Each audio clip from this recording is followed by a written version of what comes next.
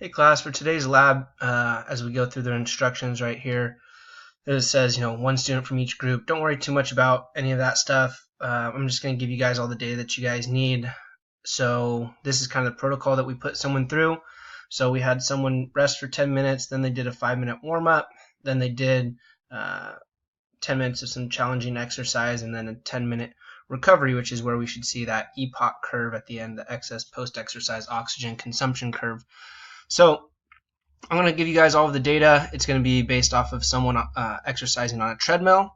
Okay, you're going to calculate kcal consumption. So report both total kcals as well as kcals per minute. So you're going to use the kcal per minute. Use only the last 3 minutes. So if you average those out, you'll get the average kcals per 3 minute. So again, make sure you guys divide to get per minute. And then you'll take the resting area, the warm-up area, intense exercise, and then recovery. Then using the last 5 minutes of data from the resting period, okay, find the average kcal per minute, then extrapolate this into total kcal consumption for 24 hours. I'm going to get rid of this. You guys won't need this treadmill data right there. Let's delete that. Perfect. So then you're going to answer how long did it take your subject to reach steady state, how long did it take your subject to get back to resting metabolic rate during the recovery period. So to go over kind of some things that we're going to be looking at in the data that you guys will be given, okay, you guys will notice here's your individual, here's your person, here's their data, here's their resting data right here. So again, last 5 minutes, right, is one of those questions. So we're going to go from the 10 all the way to the 5, right, and you'll notice kind of down here at the bottom it'll give you average, or you can just hit equals average and it'll give you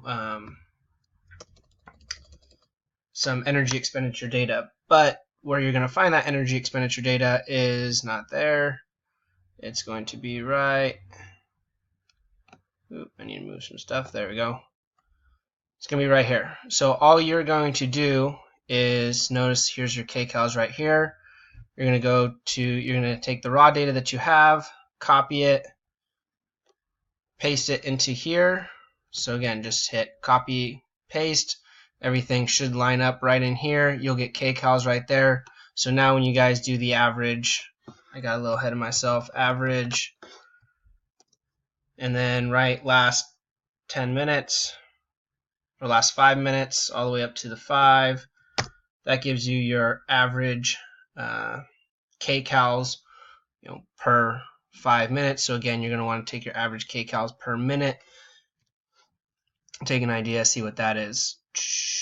Then when you guys have to draw a chart, okay, you're going to take VO2 and time right here, and you're going to line up all of these parts of the curve. So we should see, right, kind of, this should probably be moved up a little bit.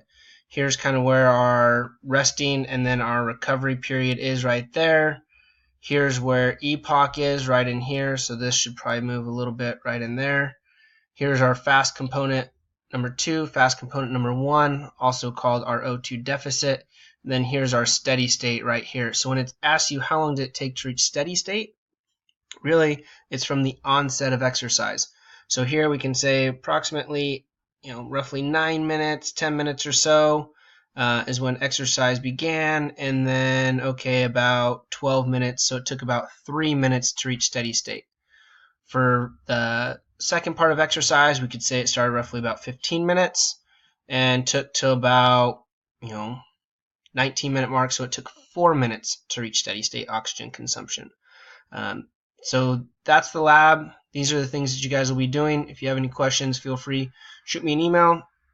But again, take the raw data, copy, paste it into this chart right here that I'll send you. I'll give you guys all the Excel sheets that you guys need to do this, and then make sure that you guys answer all of the questions correctly when it's asking about total kcals or kcal per minute.